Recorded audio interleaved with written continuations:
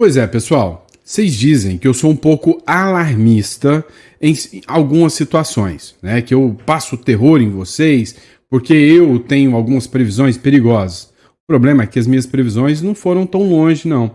Uma delas é sobre o risco, realmente, dos ministros do STF dobrarem a aposta e os bancos brasileiros estarem fora do sistema SWIFT. Vocês sabem que esse risco é real. Outro ponto que eu falo muito é o risco do Lula, do jeito que ele é, querer comprar briga direta, seja com os Estados Unidos ou outro país, e o Brasil envolver em guerra. Pois é, o Instituto Quaest acaba de fazer um levantamento sobre o risco do Brasil entrar em guerra. Cá entre nós, se estão fazendo esse levantamento é porque tem medo, e o povo tem medo e tem risco. Outro assunto que a gente vai falar aqui também é sobre o pavão misterioso, ou melhor, o avião misterioso da CIA que parou aqui no Brasil. Pois é, enfim, acaba, né, o mistério, foi resolvido o mistério. Eu vou explicar para vocês qual foi o desfecho de tudo isso. Outro ponto, você deve estar sabendo que você está gastando dinheiro com viagem, né? Não, mas não é a sua. O Lula, ele tem uma mania de ir para os lugares errados, na hora errada, como, por exemplo, lá para aquela reunião com Putin, para Cuba. Agora, olha a ideia do cara. Foi para Colômbia, que declarou apoio direto ao Nicolás Maduro. E aí o Lula vai para Colômbia. Detalhe, chegando na Colômbia, vários ataques aconteceram bem na hora da chegada do Lula. Ou seja, mostrando que a situação da Colômbia ainda está mais grave do que a situação do Brasil. E o que o Lula tem que xeretar lá gastando o nosso dinheiro? Vamos entender um pouquinho disso aí. Outro ponto que nós vamos falar é do Maduro, que está dobrando a aposta, né? A milícia chavista prometeu reativar, né, táticas revolucionárias das Farc contra os Estados Unidos, caso os Estados Unidos apareçam lá. Já estão também circulando, né, vídeos na Venezuela, em Caracas, de jatos, né, de jatos de guerra dos Estados Unidos passando, sobrevoando já o céu de Caracas. E se esses vídeos forem verdadeiros, ou seja, já começou, né, a invasão do espaço aéreo venezuelano, já por si só já configura, né, segundo a galera da esquerda, aí, a invasão, né, da soberania venezuelana, e tudo indica que vai ter guerra. Tem analista dizendo que até domingo já dá para tomar uma cervejinha e comemorar o tombo do Maduro. Eu não sou tão otimista assim, não. E aí veio o Luiz Barsi, fez uma publicação dizendo o seguinte: não há precedentes na história da quantidade de militares que o Trump está mandando aqui para a América Latina. Ou seja, isso não é para combater um cartelzinho ou outro cartelzinho ali. Os Estados Unidos estão prontos para o tudo ou nada, e a gente vai falar justamente sobre isso. Então, antes de mais nada, inscreva-se no canal. É muito importante você estar acompanhando informações sempre com a melhor e a maior relevância para vocês. Então, inscreva-se no canal, dê uma força aí pra gente, curta e compartilha. Lembrando que aqui, né, o risco de você estar espalhando fake news, divulgando informações não verídicas é muito pequeno, porque a gente sempre cita as fontes e a base jurídica, legal e informativa que a gente traz para vocês. Fechado? Bora para cima? Vamos de matéria? Então, venha comigo. Pois é, o avião misterioso da CIA deu o que falar. Depois de 2 dias, o avião da CIA, da Agência de Inteligência Americana, que pousou no Brasil, foi embora. Primeiro, ela pousou em Porto Alegre. Segundo informações da Polícia Federal, né, desceram embaixadores, né, diplomatas americanos lá em Porto Alegre que atuam na embaixada. Lembrando que o Brasil e os Estados Unidos estão com a relação estremecida. E aí é estranho para mim, pelo menos para mim, essa história de que, num momento em que as relações estão estremecidas, mandar diplomatas aqui para o Brasil. Achei esquisito. Depois, voou rumo a São Paulo, onde o paradeiro foi meio que incerto ali, né, o local adequado do avião. E agora, depois de 2 dias, né, ele vai também com destino incerto. Ninguém sabe ao certo para onde parte o avião. Ele não deu qualquer informação. Ele simplesmente, desculpem a palavra, cagou para o governo brasileiro. Não deu informação. Chegou, falou: ó, eu tô no espaço aéreo de vocês e tô descendo. Desceu. O Brasil ficou com medo de falar, não, não desce. Desceu. Saiu dali, foi para São Paulo. Desceu. Saiu dali, foi embora, não designou rota nem nada. O avião militar dos Estados Unidos, que pousou no Brasil na última terça-feira, sem identificação externa e que levantou especulações sobre a operação secreta, deixou o país nessa quarta-feira. A aeronave, um Boeing 757-200 da Força Aérea Norte-Americana, esteve em Porto Alegre, em São Paulo, antes de seguir viagem, mas seu destino ainda permanece incerto. Ou seja, os caras chegaram, desceram e não falaram nada, né? Segundo informações, né, o avião deixou pessoas no consulado, e aí o fim seria ter deixado pessoas no consulado lá de Porto Alegre. Segundo registros, o voo Boeing 757-200, matrícula 901, deixou os Estados Unidos na segunda-feira, partindo da base militar de Rigstone, né, em Nova Jersey. Antes de chegar ao território brasileiro, fez escala em Tampa, na Flórida, San Juan de Porto Rico, no Brasil pousou em Porto Alegre, na manhã da terça, e no mesmo dia seguiu para o Aeroporto Internacional de Guarulhos, em São Paulo, onde aterrissou às 9h48 da noite. Nessa quinta-feira, a aeronave deixou São Paulo e pousou em San Juan de Porto Rico, às 16h33, segundo o site Flightradar, né? O próximo destino ainda não foi informado. Embora a presença de diplomatas tenha sido confirmada, o governo brasileiro não detalhou os objetivos da visita. O Ministério da Defesa apenas informou que autorizou o pouso da aeronave em território nacional e não tiveram maiores informações sobre o caso, né? E o Metrópolis questionou sobre o objetivo da viagem, quais diplomatas compunham a comitiva, a previsão de atividades no Brasil, o porquê que a Embaixada dos Estados Unidos, né, em Brasília, se limitou a dizer que autoridades brasileiras deram sinal verde, né? Ou seja, o Metrópolis perguntou à embaixada e falou, mas o que esse avião veio fazer? Não importa, o importante é que as autoridades brasileiras deram sinal verde, nada mais. Cara, a gente fica com a pulga atrás da orelha, né? Que tipo de informação saiu daqui, né? A gente viu que a CIA acabou de montar uma base ali do lado, no Paraguai. Qual foi o recado? Qual foi o diálogo? O que aconteceu que está sendo mantido em sigilo e criaram um mistério tão grande, ainda mais num momento como esse? Será que teve alguma conversa com algum ministro do STF?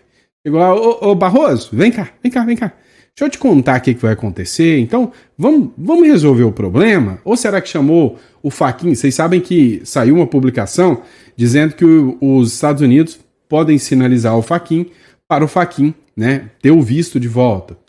Cara, o que rolou, ninguém sabe, ninguém viu. Mas a gente ainda vai saber, pode ter certeza, o que foi que aconteceu. Mais cedo ou mais tarde, a história entrega. Vem cá, já viajou, fez uma viagem internacional esse ano? Se não fez, pagou, tá? Pode ter certeza. Olha só. Com ida à Colômbia, o Lula soma 31 dias fora do país já em 2025. Já viajou vários países, né? Com uma característica muito marcante, né? A maioria não é país de direita, né? Então, o número de dias fora por ano do Lula somou 62 dias em 2023, em 2024 foi 26, agora 2025 viajou mais do que 2024, né? Então, ele foi para o Uruguai, na Ásia ele foi para o Vietnã, foi para o Japão, foi para a China também, nas Américas ele foi para Honduras, Europa ele foi para o Vaticano, tudo esse ano ainda, e você está bancando tudo isso. Só que uma coisa interessante aconteceu, tá? Uma coisa bem interessante aconteceu em relação a essa viagem do Lula à Colômbia, né? O que aconteceu? É o seguinte, a Colômbia teve ataques de terror horas antes do Lula chegar ao país. A Colômbia foi palco de ao menos 2 ataques de terror nessa quinta-feira, dia em que o presidente chega ao país para participar de uma cúpula de países amazônicos. E essa cúpula tem uma historinha por detrás dela, você vai entender o porquê. Tem a ver com a Venezuela? Sim. Tem a ver com os cartéis?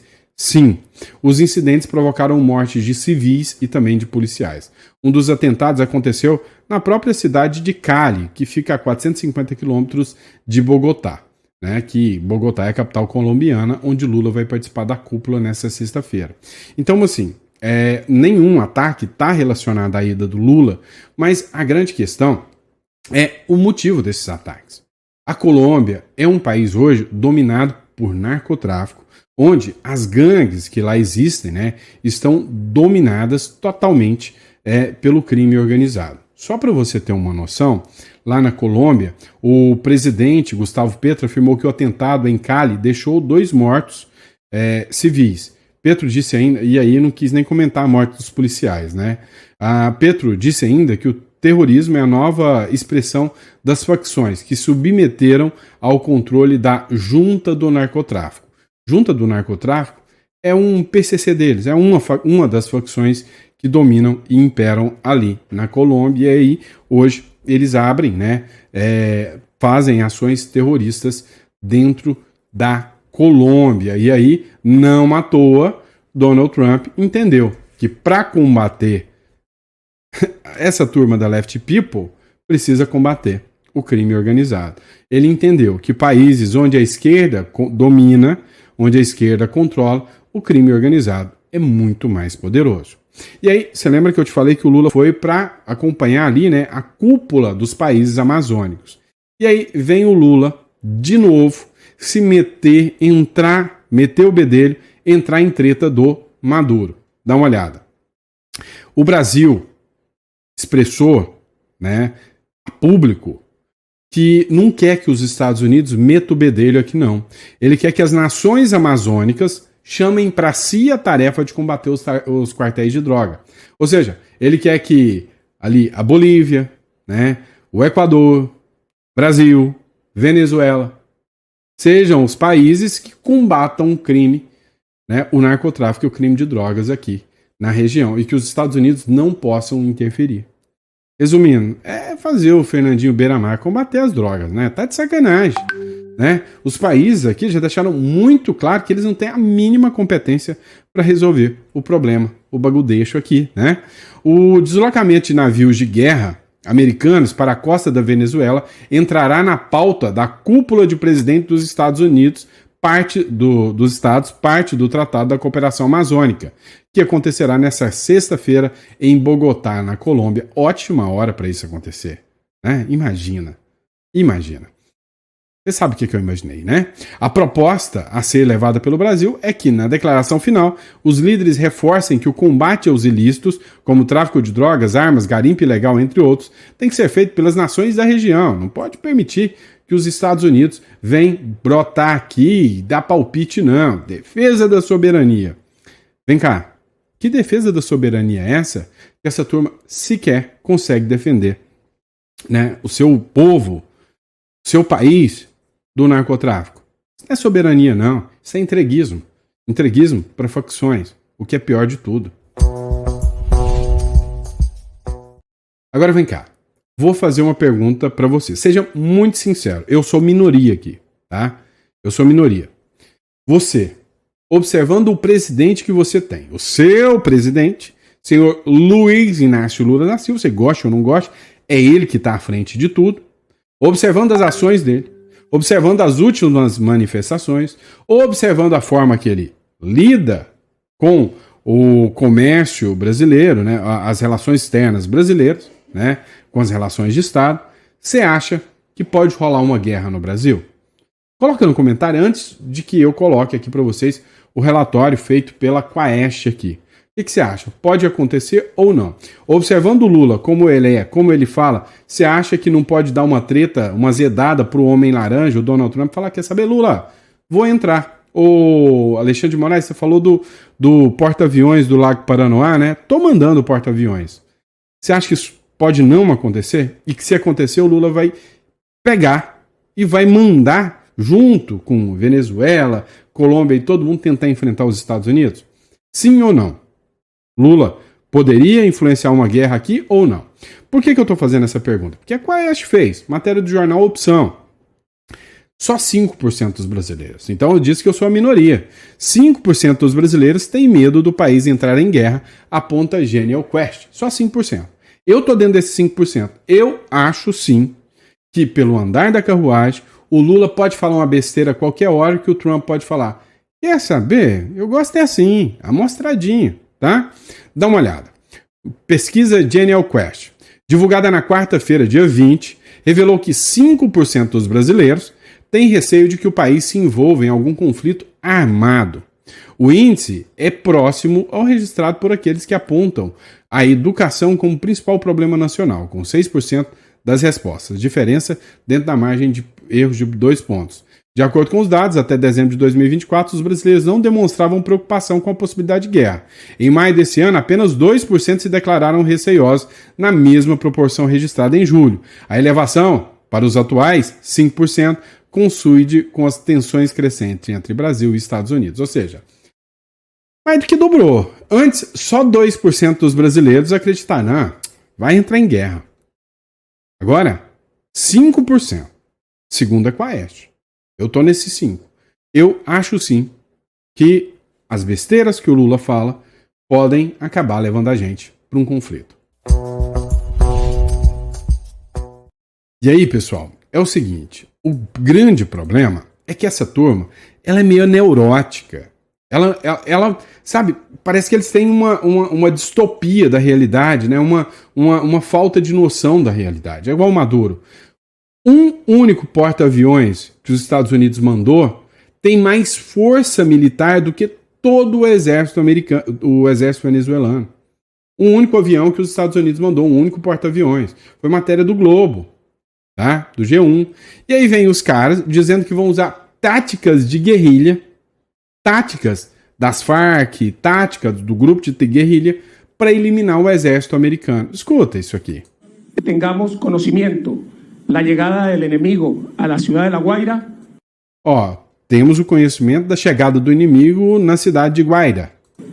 Se activa la milícia comunal em perfeita fusão. E aí nós vamos ativar a milícia comunal, né, que é a milícia deles, em perfeito exercício, né? Acho que foi isso que ele falou. Militar, policial, popular. Milícia, militar, policial, popular. Com homens e mulheres entrenados em el método táctico de resistência revolucionária. Com homens e mulheres treinados com técnicas e táticas revolucionárias. De esta unidade saldrá uma esquadra de engenheiros.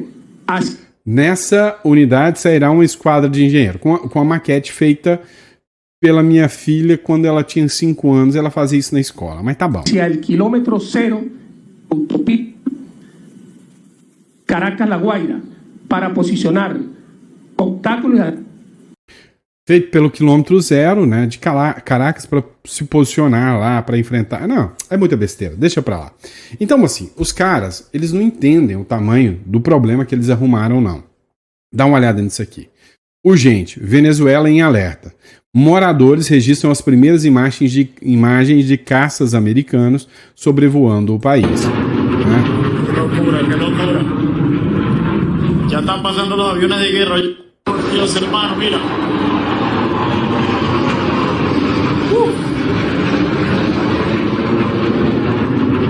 Que loucura, que loucura. Já estão passando os aviões de guerra.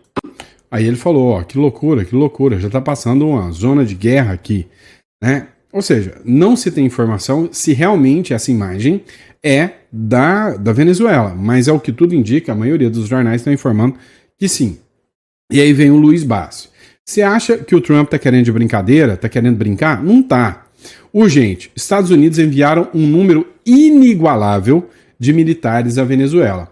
O deputado Carlos Gimenez, da Comissão dos Serviços Armados dos Estados Unidos, afirmou nesta quarta-feira que o país enviou um número inigualável de militares e navios de guerra para o litoral da Venezuela. Segundo ele, a medida busca conter grupos de narcotráfico da região. De acordo com o The Wall Street Journal, o Pentágono deslocou 3 destroyers equipados com mísseis guiados, né? O S. Gravely, o SS Jason e Durham. Ou seja, estão querendo pegar o Maduro de qualquer forma.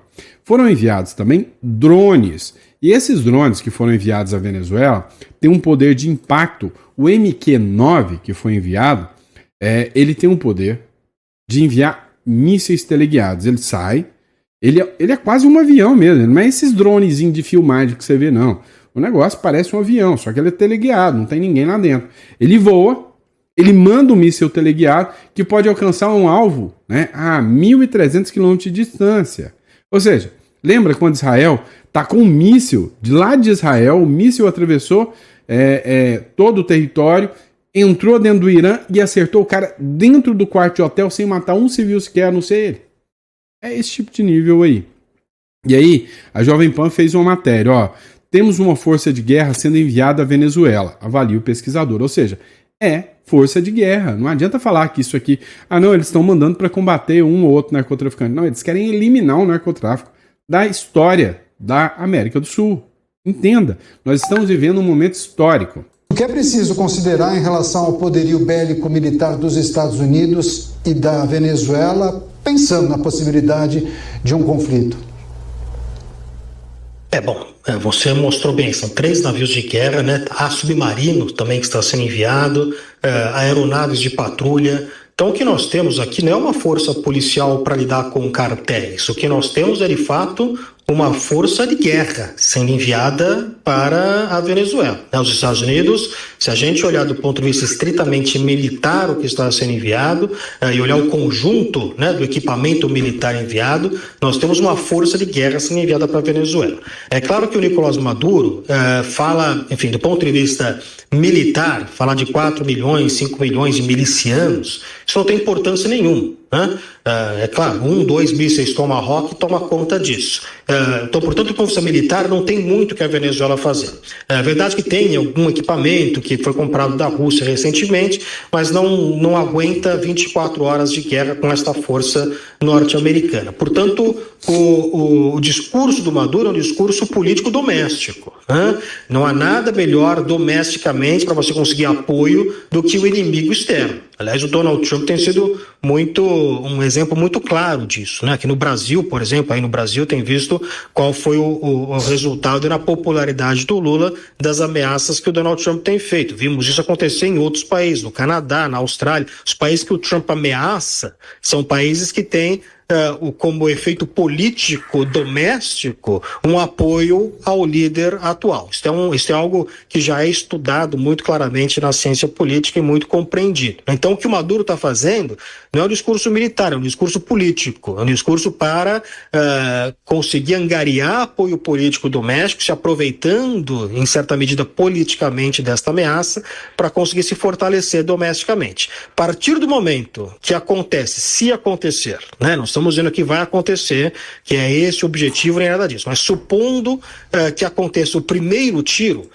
aí acaba o discurso do Maduro. Não há muito o que ser feito, não há como resistir a uma força dos Estados Unidos, principalmente dentro do continente americano. Então acho que isso é um discurso muito mais político do Maduro do que militar. Militarmente há muita pouca capacidade do exército venezuelano de resistir caso os Estados Unidos decidam fazer algum tipo de ação militar. Simples assim.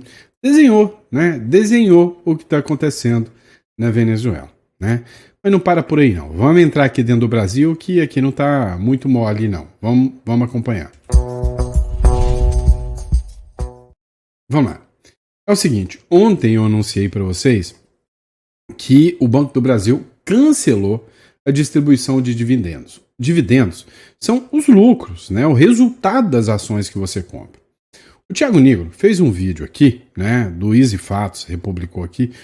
Thiago Negro, maior influenciador de finanças do Brasil, demonstra preocupação com o Banco do Brasil. Deve estar passando por uma crise financeira. Digna de quê? E agora? Com a ajudinha do Flávio Dino e do Alexandre de Moraes, será que vai melhorar? Dá uma olhada no que o Thiago Negro falou. O problema é esse. Vocês me chamam de alarmista. Ontem eu vi um influenciador fazendo um vídeo, reagindo ao meu vídeo, dizendo, não, estão falando que o Banco do Brasil está numa crise. Não, o Banco do Brasil é sólido demais. Vai vendo, meu amigo. O Banco do Brasil acabou de soltar um fato relevante, gente, e quando solta é porque tem bomba. E ele anunciou que não vai mais pagar dividendos por um bom tempo.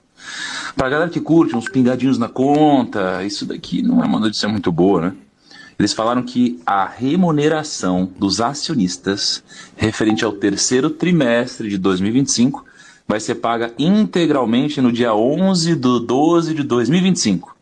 Começou a atrasar pagamento, postergar, pode preocupar, pode ser também só uma forma de aliviar o caixa. Ou seja, você que é acionista do Banco do Brasil, você só vai receber dividendos lá para o fim do ano. E só para vocês terem uma ideia, historicamente o Banco do Brasil paga dividendos em agosto, em setembro, em novembro e dezembro. Só que dessa vez você só vai receber em setembro e em dezembro. Justamente porque o banco precisa reduzir o payout para ele não descapitalizar num momento bem ruim. Ó, o banco... Então, tá bom. Thiago Nigro, assim como eu, não sabemos de nada. Certo, tá. Quem diz que é louco, quem tá com medo do Brasil. Então eu sou louco. Vamos lá, não parou por aí não. Dá uma olhada nessa matéria do jornal Cidade Online. Você viu a treta que tá acontecendo ali na Venezuela. Você acha que o Brasil ia entrar no meio disso? Ah, como não, né? O chanceler do Lula, Mauro Vieira, se arrisca e tem encontro com o ministro venezuelano. Assim, mas o ministro venezuelano deve ter vindo aqui no Brasil. É óbvio que o ministro venezuelano veio aqui no Brasil. Ninguém seria louco o suficiente de ir na Venezuela numa hora dessa para prestar apoio e solidariedade ao Madurinho do coração. Menos o Brasil, né? O chanceler do Lula, Mauro Vieira, se reuniu com o ministro venezuelano após envio de navios de guerra nos Estados Unidos. O chanceler de Lula, Mauro Vieira, se reuniu nesta quinta-feira em Bogotá, na Colômbia, para onde o Lula foi, que está tendo os ataques lá, com o ministro das Relações Exteriores da Venezuela, Ivan Gil, para tratar de presença de navios de guerra norte-americanos próximo à costa venezuelana. O encontro, em meio à escalada de tensões entre Washington e Caracas, mostra claramente o alinhamento do governo brasileiro com o regime de Nicolás Maduro, considerado ditador e acusado de graves violações de direitos humanos. Olha só, eu vi uma matéria do El Nación essa semana que trata o Lula como padrinho do Maduro. Sério. Quando o Lula emitiu uma nota, né, dizendo, olha, não, nós não reconhecemos essa eleição da Venezuela, não. Precisa juntar as atas, né, então precisa melhorar. Daquela passada de pano, eles falaram, olha, Venezuela acabou de perder o seu padrinho, né? O Maduro, vale lembrar, é investigado e procurado por crimes internacionais, alvo de sanções severas impostas pelos Estados Unidos e por diversos países democráticos. Ainda assim, Lula insiste em manter uma aproximação diplomática e até amistosa com Caracas, expondo o Brasil a um cenário perigoso. Ao invés de preservar a neutralidade e defender os interesses nacionais, o governo petista arrisca colocar o país em rota de colisão com os Estados Unidos, a maior potência militar e econômica do planeta. Vocês estão vendo por que eu fico, né, com o sinal vermelho em alerta? É por causa disso. É estranho aqui, entendeu? Agora, se você parar para pensar, não é assim... Um Nicolas, não é um Gaia, não é o Bolsonaro falando do Lula. É os Estados Unidos e a OTAN anunciando que o Lula financiou a guerra da Rússia contra a Ucrânia, isso porque o Lula ainda foi lá, comprando petróleo, e o Brasil tem que ser sancionado por ser um financiador de ditaduras. O secretário de Estado norte-americano, o Marco Rubio, faz uma nota dizendo o seguinte, olha, o Brasil financiou a ditadura chavista, a ditadura cubana, mandando dinheiro para os mais médicos através de um regime de trabalho quase escravo. Agora, vem o Brasil e é acusado, né, de novo aqui, de estar sendo conivente com a ação da Venezuela. Cara, tem como estar ruim, viu? Tem muito como estar ruim. Então, não confie que essa brincadeira tá favorável pra gente, porque não tá. Tá bom? Mas é isso, pessoal. Obrigado pela confiança, pela credibilidade. Lembrando a vocês, se você quer uma consultoria de imigração, entre em contato com o telefone que está na tela ou na descrição aqui do vídeo tem um link, né, da nossa página para você entender um pouco mais sobre a imigração ao Uruguai, tá bom? Grande abraço, fica com Deus e Muito obrigado pela confiança, pela credibilidade, que Deus te deu uma mesa farta, repleta de bênçãos para você, para toda a sua família. E daqui a pouquinho a gente está de volta com mais um editorial às 4 horas da tarde, o nosso Chá da Tarde de hoje. Grande abraço.